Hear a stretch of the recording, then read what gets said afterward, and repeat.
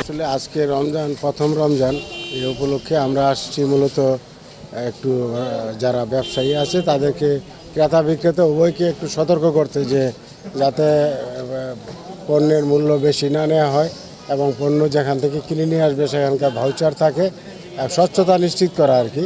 ব্যবসায়ীও লাভ করবে, ক্রেতারাও যাতে না ঠকে, এটার জন্য আমরা একটু সতর্কতামূলক বা সচেতনতার জন্য আজকে অভিযানে আসছি।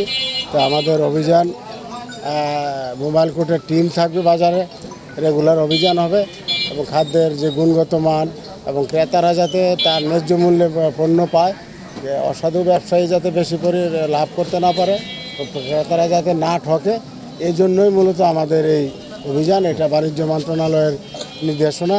কিন্তু আমাদের দেশটাই একটা ভিন্ন জায়গা। এখানে রোজার মধ্যে মনে হয় ব্যবসায়িক কে কত টাকা ইনকাম করতে পারবে। তা আমরা আশা করব ব্যবসায়ীরা তারা সহনশীল হবে, দাম কমাবে। আমরা যে জেলা প্রশাসন যে কমিটি করে দিয়েছে, আমরা সর্বাত্মক চেষ্টা করছি।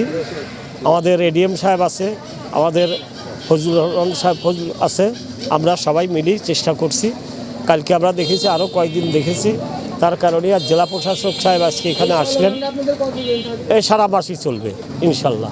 উপলক্ষে যে দ্রব্যমূল্য সহনীয় রাখতে এবং আইন শৃঙ্খলা পরিস্থিতি স্বাভাবিক রাখতে সরকার এবং বাণিজ্য মন্ত্রণালয় জেলা প্রশাসনকে দিয়ে একটা 3 সদস্য বিশিষ্ট একটা মনিটরিং টিম, যেটা অভিযান না, যেটা জরিমানা করতে পারবে না, কিন্তু সেটা একটা শক্তিশালী টিম, যেটা প্রধান অতিরিক্ত জেলা ম্যাজিস্ট্রেট জনাব মনিরুজ্জামান, আমার শ্রদ্ধেয় বড় ভাই আবদুল্লাহ আল মাহমুদ মান্নান মাস্টার সাহেব আছেন এবং ক্যাবের সভাপতি হিসেবে আমি আছি।